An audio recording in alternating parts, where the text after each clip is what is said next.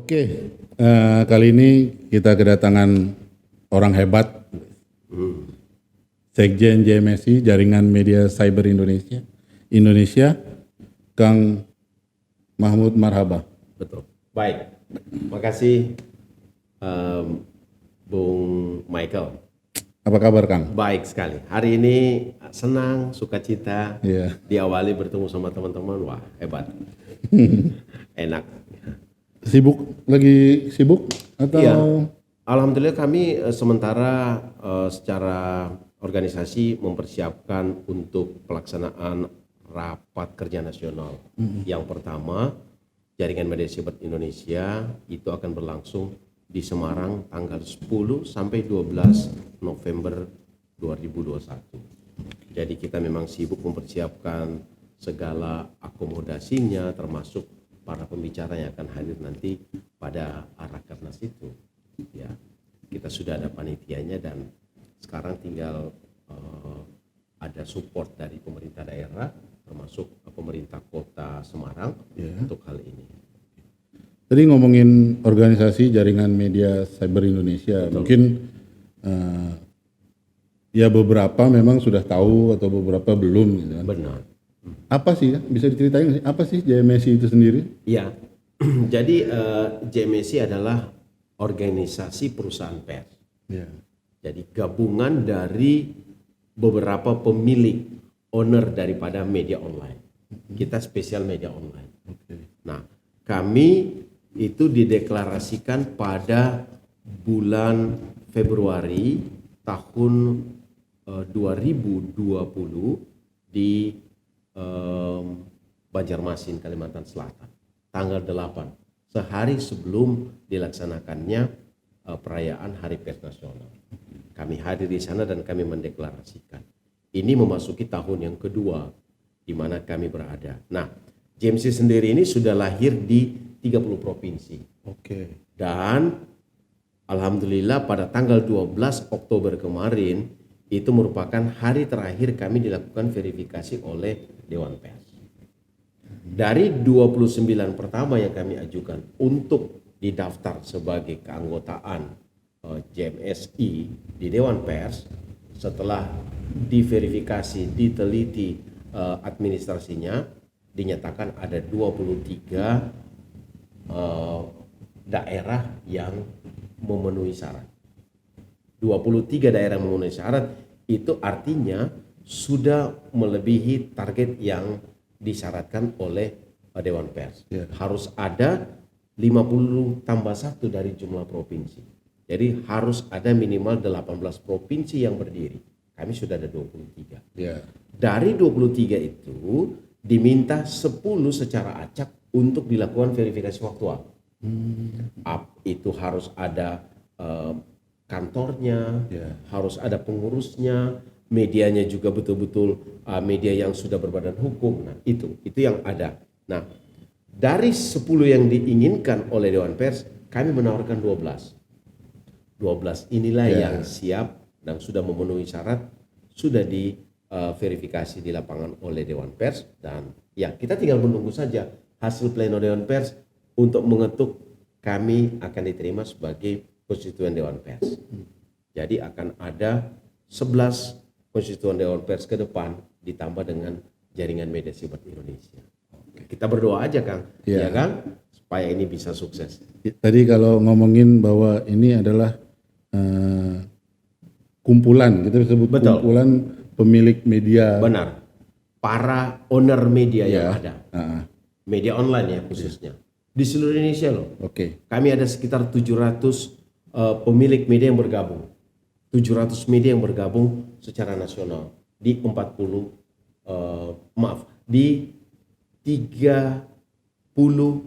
provinsi di Indonesia. Ya, tadi kumpulan owner media. Benar. Dasarnya apa? Maksudnya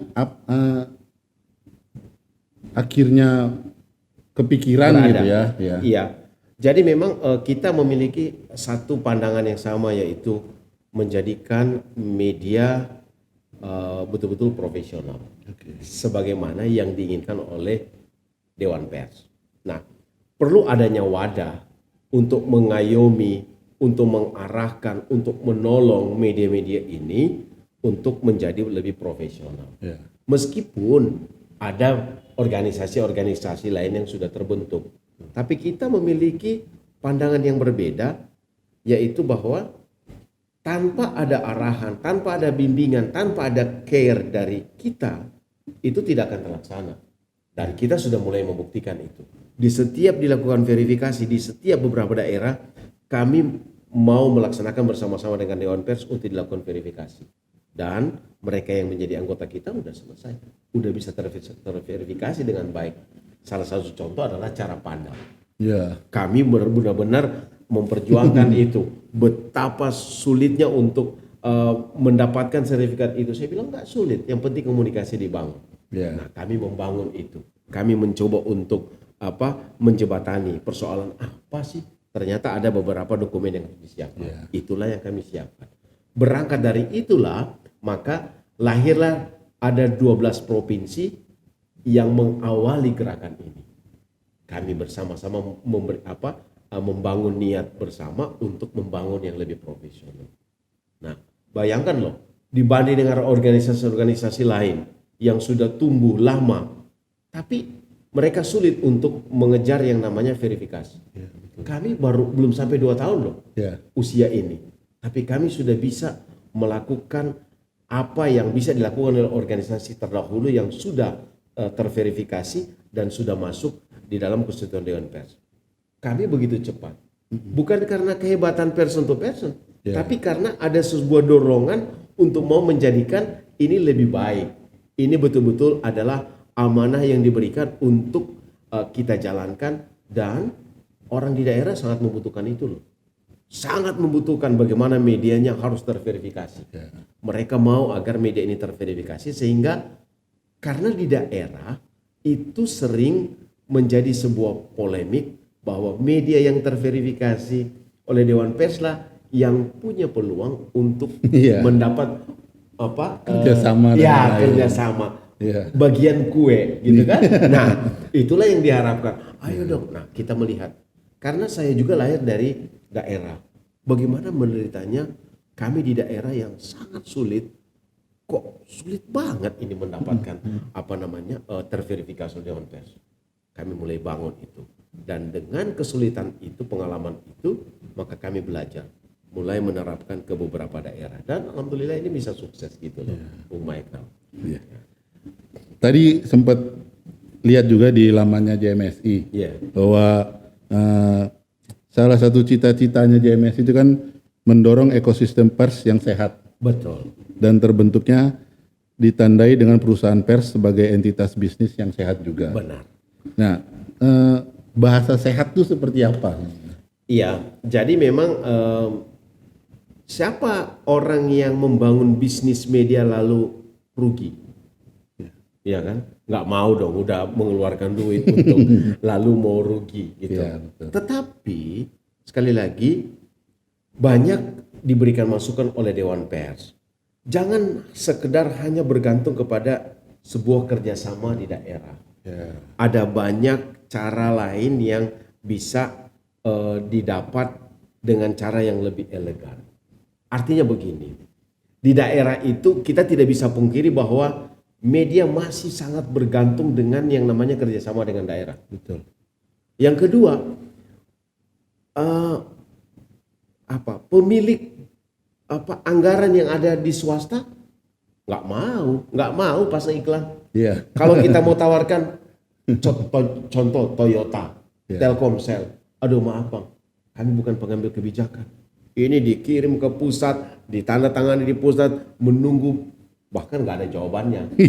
Bisa saja surat itu masuk ke sampah. Nah, kami melihat bagaimana sebuah perusahaan yang sehat, yang pertama sehat secara legalnya, artinya dia berbadan hukum PT, itu. Kemudian sehat secara strukturnya, ya di samping ada PT, ada juga struktur yang ada di medianya, di mana para pemimpin media itu harus mengantongi sertifikat kompeten utama. Itu harus, dan itu juga yang kita dorong melalui UKW. Ketiga adalah bagaimana mendapat upaya untuk mendapatkan dana yang sehat. Baik itu lewat pemerintah, tapi juga ada usaha-usaha lain di dalam dunia bisnis sekarang yang sudah mengandalkan teknologi. Tentu ini sudah lebih mudah. Bagaimana para YouTuber sudah bisa menghasilkan duit yang luar biasa. Bagaimana viewer yang lebih banyak dihargai oleh Facebook atau oleh para penyantun yang ada. Nah, ini kan artinya kita sudah punya wadah. Tinggal bagaimana kita mau mencoba untuk mengarahkan supaya media ini betul-betul secara bersama-sama bersaing secara sehat, bukan karena bersaing untuk saling menyatukan, tapi bagaimana bersaing untuk bisa meningkatkan kapasitas. Kali lagi loh, kapasitas medianya lebih baik, penayangannya lebih sempurna, kemudian pemberitaannya lebih sehat, kemudian layoutnya lebih baik. Kan itu cara-cara yang elegan. Nah, itulah oleh karena itu kita mencoba untuk mau menghadirkan, membantu mereka untuk lebih profesional di bidang itu. Itulah yang artinya sehat. Sehingga media tumbuh begitu baik dan mampu untuk menjadi yang terbaik di mana mereka berada, di daerah mereka masing-masing. Kita tidak memberikan kita tidak menyangkal bahwa sekarang media bertumbuh di tingkat kabupaten kota. Betul. Bukan lagi di provinsi, bukan lagi di kota-kota besar. Mulai dari tingkat kabupaten kota. Mulai bertumbuh sangat pesat dan sulit untuk dibendung. Karena tidak dibatasi oleh kanal. Berbeda dengan radio. Radio ada kanalnya. Frekuensinya habis. Tapi di media online nggak pernah habis. Terbuka dan no limit kan? Nggak ada limit. Itu maksudnya. Sehingga benar-benar kita mencoba untuk menghadirkan sebuah perusahaan yang sehat, yang bertanggung jawab, yang benar-benar mereka lahir dengan sebuah visi dan misi yang jelas. Bukan hanya asal bikin, asal ikut-ikutan, tidak. Ada motivasi. Oleh karena itu, saya mengatakan bahwa sebuah media harus berpijak dari sebuah visi yang dibangun oleh media itu sendiri. Bergeraklah di situ.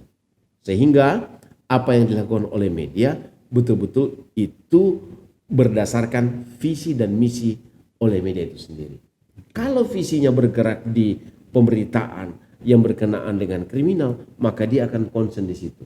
Kalau dia bergerak di bidang politik, maka dia akan konsen di situ. Apapun, sehebat apapun berita atau isu yang ada di tempat ini, tapi kalau itu tidak sesuai dengan visinya, media itu akan mengabaikan. Itu bukan gua banget gitu kan. Orang itu bukan milik gua, itu milik orang lain gitu. Nah, seperti itulah. Tapi kan sekarang bukan seperti itu. Semua diambil. Semua jadi semraut gitu. Ada heboh di sini, meskipun media saya adalah media politik, diambil itu, dicomot juga, dibikin juga supaya untuk menaikkan rating. Kan tidak seperti itu. Maka oleh karena itu saya katakan, semua bergerak dari visi dan misi media. Disitulah akan bergerak kemana arah media itu untuk berjalan. Saya pikir itu, ya, Bung Michael. Kalau kita ngomongi keanggotaan dari JMSI, tadi ada 30 provinsi ya. Betul. Ada nggak sih penyaringan? Maksudnya seperti ini, misalkan ada media A, belum terverifikasi dan lain-lain, mau join nih.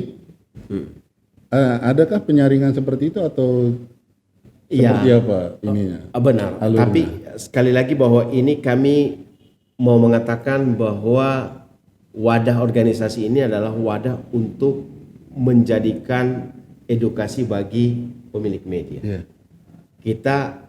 Kapan kita mau mengedukasi kalau yang udah jadi? Gitu loh.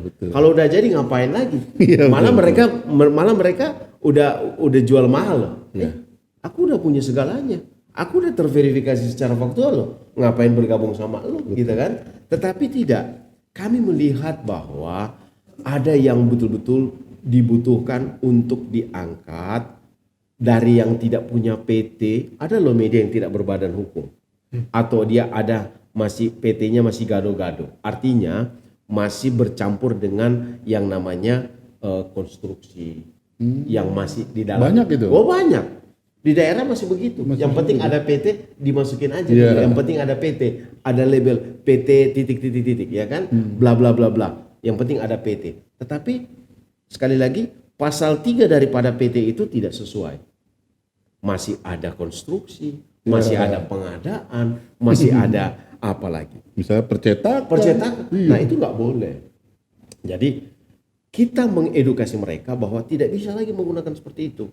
Aturan Dewan Pers memberikan batasan bahwa semua yang bergerak dalam bidang pers pasal 3 harus berbadan hukum, yaitu PT, koperasi maupun yayasan. Yeah. Dan pasal 3 itu adalah pasal 3 yang bergerak di bidang perusahaan pers. Yang bergerak di bidang pers. Yeah. Nah, awalnya Dewan Pers begitu ketatnya, kalau yang cetak, kalau yang online. Radio juga demikian, televisi. Tapi sekarang ternyata mereka mulai melunak karena kesulitan anggaran pemerintah, apalagi pandemi. Yeah. Begitu menghantam, sulit untuk bangkit. Nah, oleh karena itu Dewan Pers mulai melunak dan memberikan sebuah kelonggaran bahwa untuk perusahaan pers bisa cetak dan bisa online. Jadi bisa berbarengan. Yeah. Yang penting adalah bagaimana ini bergerak di bidang usaha pers itu. Nah, kami mau sebenarnya kalau ingin gampang, ngapain kita mau ambil yang apa namanya, yang belum berbadan hukum. Betul. Atau badan hukumnya juga masih berantakan. Tapi sekali lagi bahwa itulah motivasi kami. Rangkul, arahkan, kemudian bina untuk menjadikan sebuah media yang profesional. PT, kemudian pasal 3 harus jelas dan tidak bisa campur lagi. Nah, ada seorang direktur, dia di PT seorang direktur, tapi dia juga sebagai pemimpin redaksi. Di Dewan Pers itu dipisahkan. Mana urusan bisnis dan mana urusan redaksional. Itu nggak bisa. Jadi kalau lu mau jadi apa namanya direktur di situ, maka nggak bisa jadi pemimpin redaksinya. Penanggung jawabnya harus dipisah. Oleh karena itu Undang-Undang Pers kan mau mengingatkan kita bahwa segala bentuk daripada produk jurnalis itu tidak bisa diintervensi oleh siapapun, termasuk di dalamnya adalah pemilik media. Bagaimana pemilik media lalu dia penanggung jawab, maka dia akan melakukan yang namanya campur aduk antara bisnis dan redaksional. Itulah yang mengacaukan. Seperti itu. Jadi kami mau sepakat bahwa kita mau memberikan sebuah edukasi PT yang belum betul, yang belum sempurna dan belum terverifikasi dan bahkan juga belum terdaftar, kita ayomi, kita bawa dan kita coba arahkan untuk bisa dia terverifikasi di Dewan Pers. Minimal adalah terverifikasi administrasi. Secara administrasi dia sudah bagus, sudah dinyatakan diterima, dan tentunya diharapkan dia bisa meningkatkan kapasitasnya menjadi sebuah media yang terverifikasi faktual. Itu sebenarnya niat kami. Iya. Ya. Berarti kalau tadi ngomongin owner media dan lain-lain, Betul. beberapa waktu lalu kan Dewan Pers dan komunitas media tuh ke Kominfo. Betul. Terkait dengan usulan regulasi publisher right itu. Iya. Bahwa hubungan antara media massa, publisher, platform digital, serta dan juga menjaga koeksistensi ekosistem media di Indonesia. Betul. Menurut Abang? Iya, saya melihat bahwa itu adalah perjuangan, sah-sah saja, silakan. Silakan memperjuangkan itu. Mungkin itu juga adalah merupakan bagian daripada visi mereka untuk memperjuangkan. Tapi sekali lagi saya katakan bahwa memberikan sebuah kelonggaran kepada media untuk berpikir dengan platform mereka masing-masing. Biarlah itu bergerak. Seperti platform sekarang kan lebih ke YouTube. Betul. Para YouTuber ini kan kasihlah wadah.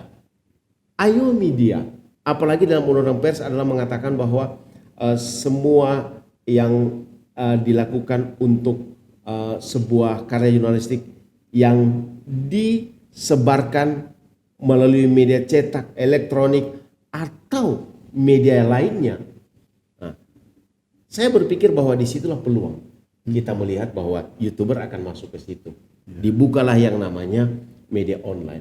Kan kemarin tidak terpikirkan online ini akan jadi seperti ini. Betul. Hanya ditahu di dalam platform yang lama adalah media cetak, elektronik, ya kan? Yeah. Belum ada online.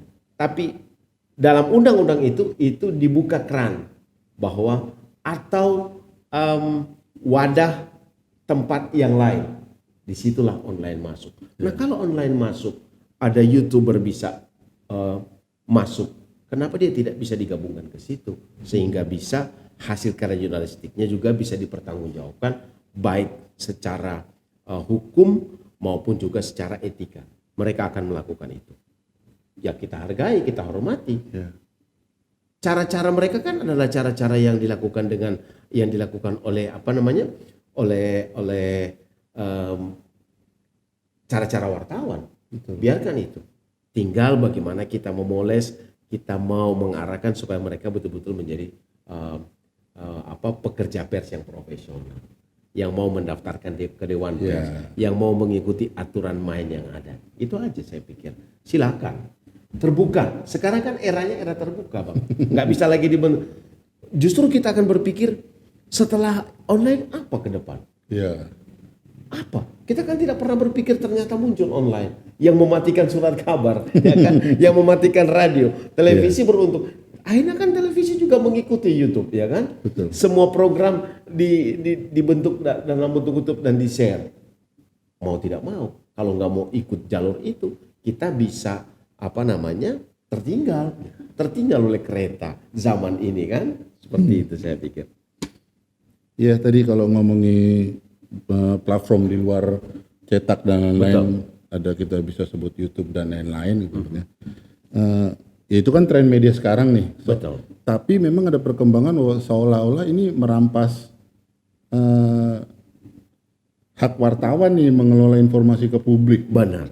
Ya kita bisa sebut jurnalisme warga gitu. Benar. Iya. Jadi memang jurnalisme warga ini saya katakan bahwa mereka juga salah kaprah. Bekerja dengan cara-cara kerja seperti wartawan, mengelola berita.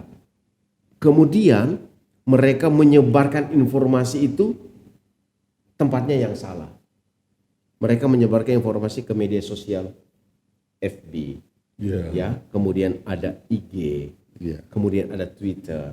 Nah, sekali lagi saya katakan bahwa cara kerjanya benar, tapi wadahnya yang salah. Itu yang aku mau katakan. Bahwa ketika kita memproduksi sebuah hasil karya jurnalistik, maka dia harus berada dalam sebuah media yang betul-betul diakui, yang menurut aturan. Nggak bisa. Ntar kalau ada yang komplain ketika dia memasukkan ke FB, ke IG, tanpa ada cantolan websitenya, ini bisa kena. Karena Facebook sendiri atau media sosial sendiri itu ranah hukumnya itu diselesaikan melalui undang-undang ITE. Sementara kita yang media siber, media online itu adalah muaranya ke undang-undang pers. Undang-undang nomor 40 tahun 1999 tentang pers. Landasan hukumnya sudah berbeda. Cara kerja hukumnya pun berbeda. Penyelesaian sengketanya pun berbeda. Undang-undang IT diselesaikan secara kriminal murni, sementara Undang-Undang 40 itu diselesaikan diwadahi lewat Dewan Pers. Akan diputuskan di situ oleh Dewan Pers terkait dengan sengketa pers, sengketa jurnalis. Itu, Bung. Ini kalau kita tarik 2 tahun ke belakang, bahwa ya lagi muncul, lagi hot-hotnya COVID gitu ya. Betul. Dan di Hari Pers Nasional 2 tahun ke belakang juga bahwa mengangkat tema terkait dengan pers yang menjadi ujung tombak dan juga akselerator perubahan. Betul. Seperti apa ini? Ya, memang bahwa kerja pers itu kan tidak bisa dibatasi oleh waktu, oleh kondisi apapun. Betul. Meskipun dalam, saya mengatakan seorang jurnalis itu kalau bisa, ini hanya guyonan aja, ya. Seorang jurnalis itu kalau bisa, dia adalah orang yang paling terakhir mati ketika kiamat itu datang. Gitu. Artinya dia masih mampu untuk menulis, mencatat bagaimana peristiwa kiamat itu terjadi. Itu. Tapi sekali lagi saya mau katakan bahwa pers mengakui bahwa pekerjaan-pekerjaan itu harus dilakukan secara profesional. Harus dilakukan secara profesional. Saya mau katakan tadi bahwa apa yang dilakukan oleh pers benar-benar terukur. Apa yang dilakukan oleh media benar-benar terukur. Tidak bisa lari dari sebuah platform yang berbeda. Harus benar-benar terukur dan bisa punya landasan hukum yang kuat. Seperti itu. Nah, terkait tadi pertanyaannya adalah bagaimana merampas hak daripada jurnalis kan, muncul jurnalis warga kan. Betul. Iya, kita hargai, tetapi kalau bisa itu diwadahi. Masyarakat kan ingin mengekspresikan apa yang dia dapat, tetapi dia bingung mau dikemanakan. Nah, kita punya wadah, ambillah itu. Orang-orang potensial di daerah kan kita ambil, kita rekrut, kita arahkan untuk bisa menjadi kontributor di media kita. Dilatihlah dia, daripada dia tersesat, kan lebih kita arahkan, kita panggil dia, sini kau bagus, kau hebat, tapi kau masih ngelantur ya kan, masih nggak tahu arahnya, kau masih tabrak kiri tabrak kanan. Aku kasih kau pelatihan, aku kasih kau jadi baik, dan aku arahkan kau supaya kau benar-benar menjadi wartawan yang profesional dan tidak tersandung dengan persoalan yang kau lakukan. Kalau kau tidak melakukan secara profesional, kau bisa tersandung dengan hukum dan tidak ada orang yang akan membela kau karena kau tidak terdaftar sebagai wartawan yang benaran, gitu kan? Nah, itulah yang harus dilakukan. Itulah yang harus menjadi panggilan kita di media ini. Sebagai seorang wartawan yang harus melihat potensi-potensi itu harus direkrut, diambil dan kemudian dibina, diarahkan dan menjadi seorang kontributor wartawan yang profesional. Meskipun itu memakan waktu, tapi minimal kita udah tahu kerja dia dan kita sudah mulai arahkan dia. Jangan sampai dia kebablasan, jangan sampai dia ya kan hantam kromo. Nah, ini kan bahaya. Dan itu akan menjadi sebuah makanan yang hebat untuk bisa dijadikan santapan undang-undang IT. Wah, bulan-bulanan itu, ya kan? Seperti itu. Sayang kan kalau ada orang potensial lalu dia mati potensi itu hanya karena dia tidak tahu. Wah, ternyata ada undang-undangnya. Wah, ternyata. Nah, siapa yang salah? Kita dong yang salah. Begitu banyak media lalu membiarkan kondisi itu. Kita dong yang salah. Jangan. Nah, kita mengambil peran itu. Kita membina dia. Kita mengarahkan dia. Kalau dia sudah pintar dengan membuat berita, menulis berita, ya kan? Strike news. Dia sudah pandai. Dan dia sudah mampu untuk melakukan pekerjaan itu secara rutin. Sekali lagi, jadi wartawan bukan sebuah pekerjaan sampingan. Oh, saya pekerjaan di sini, nanti jam sekian baru saya meliput. Bukan begitu. Dia harus benar-benar full time untuk menjalankan kewajiban atau tugas utamanya sebagai seorang jurnalis. Bukan sebuah pekerjaan sampingan. Diarahkan, dibina, kemudian ketika dia sudah 2 tahun, dia pun harus didaftarkan kepada organisasi wartawan. Ada 3 organisasi wartawan. Ada PWI, ada AJI, ada IJTI. Silakan daftar di situ. Mana dia mau pilih? Nah, kalau you lebih tenang di AJI silakan. Lebih tenang di IJTI nggak mungkin karena itu terkait juga dengan siaran televisi. Tapi yang punya peluang adalah AJI atau PWI terkait dengan pemberitaan di media online seperti itu. Silakan. Berikan dia kebebasan, kemana dia mau mengarah. Yang penting dia terdaftar. Nah, setelah itu kemudian dia sudah 2 tahun lebih, sudah bisa menjalankan aktivitas dengan baik. Maka kita mau harapkan dia mengikuti yang namanya kompeten. menjadi wartawan yang kompeten. Menjadi wartawan kompeten artinya dia harus mengikuti uji kompetensi wartawan.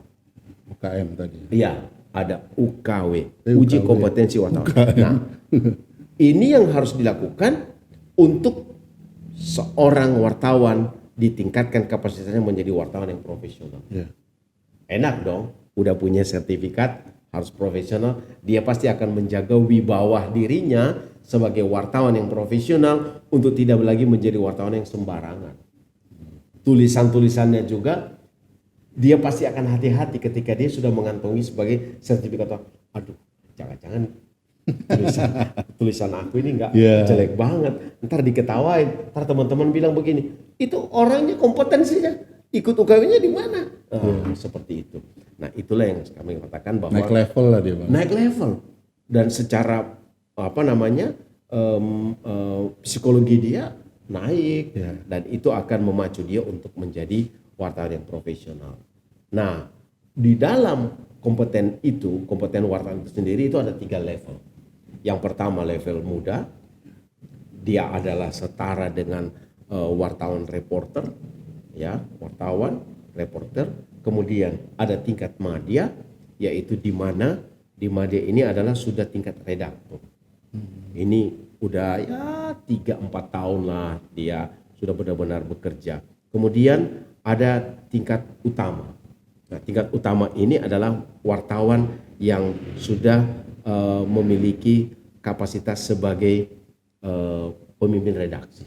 Itulah, itu 3 level ini. Itu pun berjenjang butuh waktu yang cukup lama. Untuk menjadi wartawan utama butuh 1 periode bupati, gubernur ataupun presiden. Iya. Dari muda ke madya butuh waktu 3 tahun. Dari madya ke utama butuh waktu 2 tahun. Di bawah dari itu dia tidak akan diterima. Jadi terdaftar di Dewan Pers. Oh, ini belum cukup, masih kurang 1 hari. Tunggu 1 hari lagi kau bisa daftar sebagai ikut ujian di madya.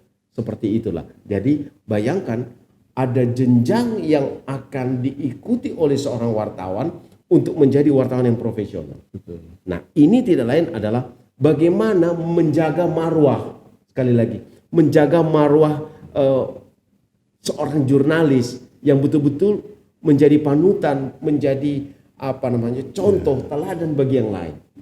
Nah, kalau sudah ada label begini, nah udah bagus, enak, dia bekerja tenang. Apa yang dia ucapkan, apa yang dikatakan, apa yang dibuat, itu betul-betul tergambar. Wah, ini benar-benar dilakukan oleh wartawan yang profesional. Tapi ketika kita melihat, waduh kacau balau nih tulisannya, ini pemretnya juga nggak pernah edit beritanya. Jangan-jangan ini semua nggak pada kompeten. Benar, ternyata belum kompeten. Nah itu akhirnya kita mulai ditinggal oleh pembaca. Efeknya itu, berat nih. Kacau balau tulisannya, orang tidak mulai tertarik. Nah, apa yang kita mau jual dengan cara seperti ini? Ya, betul. Tak ada yang bisa, nggak ada yang kan jual. Pembaca Kacau hilang, pembaca hilang, kerjasama juga nggak ada. kerjasama hilang. Tapi kalau beritanya enak, ya kan, ya sedikit bombastis, ya kan. Tetapi sekali lagi terukur. Saya mau katakan, bagaimana sih berita yang baik yang benar itu adalah berita yang baik dan benar adalah berita yang didapat sendiri, yang dikelola sendiri, kemudian itu benar-benar diedit oleh orang-orang yang profesional, termasuk di dalamnya adalah orang yang kompeten itu. Kemudian adalah bagaimana berita ini betul-betul memiliki nilai. Punya nilai loh berita ini. Kalau nggak punya nilai ngapain? Ya kan? Akan jadi sampah. Sampah. Orang lihat. Coba kita melihat ada beberapa berita. Kemarin kan kita lebih senang sebelum adanya era digital ini kan masih senang dengan koran. Kita melihat setiap koran halaman. Ini berita. Orang pasti akan membuka mana yang berita yang menarik di halaman yang semua ada. Kalau orang yang senang olahraga pasti dia akan melihat halaman olahraga dulu. Masa bodoh dengan perang. Betul. Ya kan? Begitu juga kalau orang yang kritis, dia melihat mana sih berita yang bagus. Aduh gak menarik. Ini gak menarik. Mereka akan mencari itu. Seperti itulah juga media kita. Mereka akan melihat, aku lebih senang dengan media inilah, kalau untuk bicara politik dengan media ini. Dipilah-pilah sama iya, mereka. Kalau bicara ekonomi media ini, kalau bicara kriminal media ini, kalau seperti itu. Akhirnya orang akan memilah dan memilih media mana yang dia inginkan. Beda segmen, beda media. Iya benar. Dia akan lebih kalau ke ekonomi aku lebih ke ini dah. Lebih banyak bicara tentang saham. Mungkin juga karena ada hubungannya dengan dirinya atau dengan profesinya. Seperti itu. Kalau bicara olahraga aku lebih condong ke sini, up to date-nya, ya kan? Gitu. Seperti itu saya pikir. Ya, kalau ngomongin tadi profesional, kompeten dan lain-lain, kalau kita mundur lagi ke belakang beberapa bulan gitu ya, bahwa ini kan kekerasan terhadap jurnalis itu lumayan gitu ya. Benar. Lumayan. Ini sebenarnya apa pemicunya gitu? Apakah dari kompetensi, dari profesional, atau memang ada hal-hal lain? Oke. Apapun alasannya, kekerasan terhadap pekerja pers kita harus lawan. Ya. Itu dulu yang menjadi catatan. Apapun bentuknya, bagaimanapun kondisinya, terjadi kekerasan terhadap pekerja pers, wartawan, kita berada di depan untuk membelanya. Itu yang pertama. Yang kedua adalah kita harus juga melihat kenapa terjadi kekerasan. Kenapa terjadi delik pers. Apa? Banyak saya jumpai teman-teman, saya kebetulan menjadi ahli persnya Dewan Pers. Dari 111 orang yang ada di Indonesia, saya salah satu masuk di bagian itu. Saya beberapa kali memberikan keterangan sebagai ahli pers di kepolisian. Saya mendapat tugas itu dari Dewan Pers. Saya melihat persoalan yang sangat muncul terjadi di masyarakat karena adanya ketidakpuasan daripada seseorang terkait dengan hasil kerja pers. Artinya ada banyak berita yang muncul tidak berimbang. Ada banyak muncul berita yang tidak cover both side. Tidak ada perimbangan. Membuat berita sepihak, tidak memberikan kesempatan kepada orang lain untuk dia harus memberikan sebuah statement atas tuduhan, atas apapun yang dilakukan terhadap dirinya. Kita harus ambil loh. Saya mendapat informasi bahwa Bung Michael menjadi seorang bla bla bla bla. Sebagai seorang wartawan profesional, saya mengambil itu dan saya membuat data-data yang lengkap. Berbagai sumber harus saya dapat. Tapi saya harus menemui Bung Michael. Klarifikasi. Perimbangan. Pak, mohon maaf. Terlalu keras tudingan ini buat Bapak. Tapi Bapak harus menjawab dong ini. Saya memberikan kesempatan ruang ini kepada Bapak untuk menjawab. Persoalan dia menipu, dia membohong, dia tidak mengakui, itu persoalan lain. Tapi persoalannya adalah saya sudah bertemu dengan Bung Michael, memberikan kesempatan itu bahwa persoalan ini yang terjadi adalah A. Bapak mau jawab atau tidak, itu urusan lain. Tapi saya sudah memberikan ruang dan kesempatan ini kepada Bapak untuk mengambil itu, untuk memberikan jawaban. Jawabannya itu dia mau bantah, dia mau benar-benar itu bahwa itu dia tidak melakukan. Meskipun kita sendiri wartawan tahu bahwa dia melakukan, kita tidak bisa memvonis itu. Kita hargai apa yang dia sampaikan.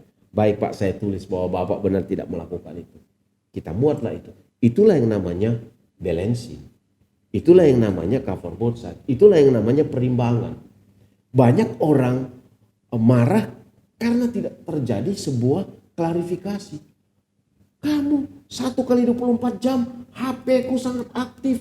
Kau seperti tidak mengenal aku. Kau tidak memberikan aku kesempatan untuk menjawab persoalan ini. Kan marah. Dia marah dulu kita. Masih bagus kalau dia marah dan dia maki-maki. Tapi kalau dia lapor ke polisi bahwa dia merasa dicemarkan, bahwa dia merasa dilecehkan dengan pemberitaan itu, itulah yang terjadi. Nah, maka oleh karena itu kita juga tidak bisa menyalahkan serta-merta kepada masyarakat yang melaporkan itu kepada pihak berwajib. Kita harus mengoreksi juga pekerjaan kita dan tugas kita. Apakah sudah benar yang kita lakukan?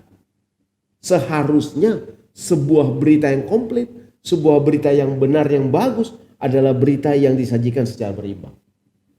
Habis. Nggak ada persoalan lain. Soal dia mengklarifikasi itu, dia mendustai dan dia berbohong dan dia menyangkal, meskipun kita tahu bahwa dia melakukan hal yang sama. Kita tahu dia melakukan hal yang sama. Sama seperti orang melaporkan atau menyampaikan persoalan kepada kita. Itu bukan menjadi sebuah persoalan. Itu persoalan tersendiri. Biarlah itu dengan Tuhannya. Tapi apa yang dia sampaikan, apa yang dia berikan, sebuah hasil yang dinyatakan perimbangan itu, cover both side, maka kita terima itu. Kita masukkan dan kita jadikan dalam satu karya jurnalistik yang disampaikan kepada pihak pembaca. Sehingga orang tidak bertanya-tanya. Bayangkan loh, untung sekarang lebih cepat klarifikasinya. Tapi kalau koran, satu malam itu dia terbit dari pagi, dia tahu dia dicaci maki oleh orang lain kan. Kemudian nanti dia menunggu besok pagi baru terbit lagi. Selama sepanjang hari itu 1x24 jam orang memandang dia dengan sinis. Orang melihat dia adalah orang yang teraniaya. Waduh kasihan, ini orang korupsi apa semua. Padahal dia tidak berikan kesempatan. Meskipun dia akan berbicara di tempat umum melalui pengeras suara, saya tidak melakukan itu. Orang tidak akan pernah berpikir. Orang tidak akan pernah mau mendengar. Yang mereka lihat adalah bagaimana hasil karya jurnalistik yang berimbang. Yang ada konfirmasi, yang ada jawaban yang berimbang. Yang dimuat, disampaikan kepada halayak ramai untuk menjadi bahan edukasi bagi orang lain. Persoalan dia berdusta, dia menyangkal, itu persoalan lain. Tapi hal yang sama adalah memberikan kesempatan yang sama untuk bisa menjawab sebuah persoalan dalam satu konteks, yaitu pemberitaan yang ada. Seperti itu. Lalu kalau ini Bang, Kang, ya tadi kalau ngomongin media cetak, betul, lalu pergeseran masif dari cetak ke online. Benar. Ya kita bisa bilang bahwa masyarakat sekarang sudah pintar ya, maksudnya sudah bisa memilah-milah. Tapi memang terkadang masyarakat juga kita bisa bilang bahwa mereka terkadang juga terjerumus gitu dengan berita dari entahlah media bla bla bla. Gitu kan. Ya kita tidak bisa pungkiri bahwa di era sekarang pertumbuhan media begitu cepat. Nggak bisa direm. Yang saya katakan tadi, tidak ada kanal yang membatasi. Kalau radio dibatasi dengan frekuensi. Habis frekuensi selesai. Nggak ada. Kecuali ada radio yang tutup, kau bisa beli frekuensi itu. Tetapi online, begitu padatnya, disajikan secara di Indonesia ini sudah sekitar 54.000 loh media online yang terdaftar, yang bisa dipantau oleh Kominfo. 54.000. Dari 54.000 berapa sih yang profesional? Sedikit sekali. Masih di bawah harapan. Nah, saya mau katakan bahwa kehadiran media online tidak bisa dibendung. Tidak bisa dibendung. Yang akan membendungnya adalah pembaca sendiri. Pembaca akan tertarik atau tidak dengan media itu. Yang kedua adalah yang membendung adalah aturan itu sendiri. Yang mana media harus benar-benar hukum, media harus dipimpin oleh seorang yang kompeten utama, medianya harus jelas punya kantor, nggak hanya berada di warung kopi, ya kan? Di kedai kopi duduk dia belak-belak. Banyak yang ya gitu. Ada dong. Tapi kan nggak enak kita mau buka-buka. Tapi itulah yang terjadi realita. Nongkrong di kopi, di warkop, bikinlah berita di situ. Numpang wifi, minta dong wifi-nya, gitu kan? Dengan modal kopi satu cangkir kan? Ayo, nggak punya kantor. Dan itu terjadi. Dan inilah yang saya mau katakan bahwa ketika media bekerja secara tidak profesional, hasilnya kelihatan. Yang kedua adalah pembacanya juga bisa lihat. Banyak juga media-media yang lahir hanya karena dengan keterpaksaan. Mereka melihat bahwa jadi wartawan itu enak loh, ya kan? Wah, punya ID card, ketuk pintu pejabat. Saya mau katakan benar, wartawan tidak bisa dibatasi kerjanya dengan waktu dan ruang. 1x24 jam, kalau dia bisa nggak mau tidur dia bisa melakukan itu. Dan mungkin itu juga yang menjadi daya tarik orang lain untuk melihat, wah keren juga nih jadi wartawan. Tapi mereka tidak tahu bahwa menjadi wartawan benar-benar orang yang profesional, orang yang mampu melahirkan sebuah hasil karya jurnalistik yang baik, yang benar, bukan hanya saja. Maka oleh karena itu yang saya katakan, dengan kehadiran banyaknya media, karena tidak bisa dibatasi kehadirannya, maka media pun membutuhkan yang namanya SDM, membutuhkan wartawan. Ketika wartawan tidak ada, nih wartawan ini udah dipakai oleh media ini, wartawan ini udah dipakai, nggak ada. Siapa yang mau jadi? Siapa aja dipanggil. Lu mau jadi wartawan? Sini. Aku ajarin lu bagaimana mau bikin. Udah. Yang penting kau punya keberanian mau wawancarai. Lu mau bagaimana? Lu rekam, nanti rekamannya kasih ke aku. Gitu kan. Akhirnya kita juga melatih orang untuk berbuat sesuatu yang tidak profesional. Karena desakan itu. Waduh, nggak ada wartawan. Aku punya media tapi nggak ada wartawan. Yang kedua, aku juga tidak mampu membiayai wartawan. Ya ambillah wartawan yang bisa kita kibul-kibulin dikit. Nah kalau kita sudah kibulin dia akan kibulin orang lain. Gitu jadinya. Sehingga saya mengatakan bahwa memang membangun media harus berdasarkan visi dan misi media, benar-benar arahnya jelas, kemudian benar-benar punya niat yang baik.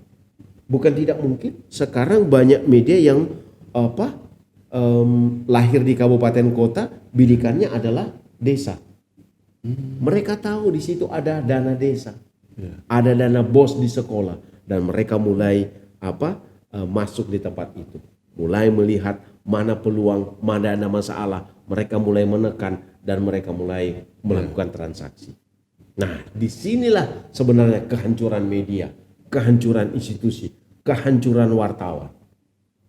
Ada terjadi seperti itu, maka semua wartawan akan dipandang seperti itu. Wah, ternyata pekerjaan wartawan begini. Betul. Aku nggak percaya lagi ya. Wah, dan dia bilang, waduh Mahmud, ternyata Pak Mahmud juga begitu ya. Waduh, rusak lah kita kan. Nah, inilah yang saya mau katakan bahwa apa yang dilakukan oleh orang-orang yang tidak profesional, ini juga akan menjadikan orang-orang profesional terzolimi. Kita dizolimi. Benar, karena imbasnya, karena seperti itu. Sedih kan? Nah, orang hanya karena keterpaksaan yang saya katakan tadi, hanya dengan keterpaksaan membangun media dengan cara-cara yang tidak baik, yang akhirnya membuat kita juga menjadi kena getahnya, dan kita dicap sebagai orang-orang yang tidak profesional, yang sama pekerjaannya dengan orang-orang seperti itu. Ini sangat menyedihkan. Saya berharap dengan regulasi yang sangat ketat, sangat kuat, ketika ada terjadi pemerasan, ketika ada terjadi, silakan masyarakat bisa melapor ke pihak kepolisian, karena itu bukan pekerjaan pers yang baik, itu bukan pekerjaan pers yang profesional. Pekerjaan pers yang profesional adalah mereka tidak mau menerima suap, mereka tidak mau melakukan pemerasan, tapi mereka melakukan pekerjaan dengan cara-cara yang cerdas, elegan, yang profesional. Itu sebenarnya. Oke, seru banget nih obrolan kita. Nah, tapi saya mau katakan jangan dihabiskan sekarang gitu kan. Iya. Nanti kita cicil. Karena ada lagi. Karena ada banyak hal yang coba saya ungkap ketika menjadi seorang wartawan yang profesional harusnya seperti apa, pelatihannya seperti apa yang dilakukan. Saya katakan bahwa di zaman saya menjadi wartawan dari tahun 97. Wah, saya baru lahir itu. Gitu. Wah. Jangan dibongkar di sini. Artinya Anda masih muda tapi saya sudah kelihatan tua kan? Aduh, itu sangat menyiksa diri saya. Dari tahun 97 saya menjadi wartawan dan menjadi berkomitmen untuk menjadi wartawan. Saya katakan bahwa ini dibangun dengan sangat susah payah. Bukan hanya asal jadi, bukan baru tahun kemarin langsung wartawan, dan membangun ini dari dasar yang sangat-sangat kuat, sangat pedih dan berdarah-darah. Gitu. Kalau saya juga dipercayakan hari ini menjadi seorang sekjen, ya itu pengalaman itulah yang dibangun berdarah-darah. Latar belakang gitu tadi kan? yang Ya, berdarah-darah gitu loh. Bukan hanya jadi sekarang langsung jadi sekjen, enggak. Basicnya jelas. Basicnya jelas. Sehingga kalau kita mau ngomong terkait dengan dunia pers, benar.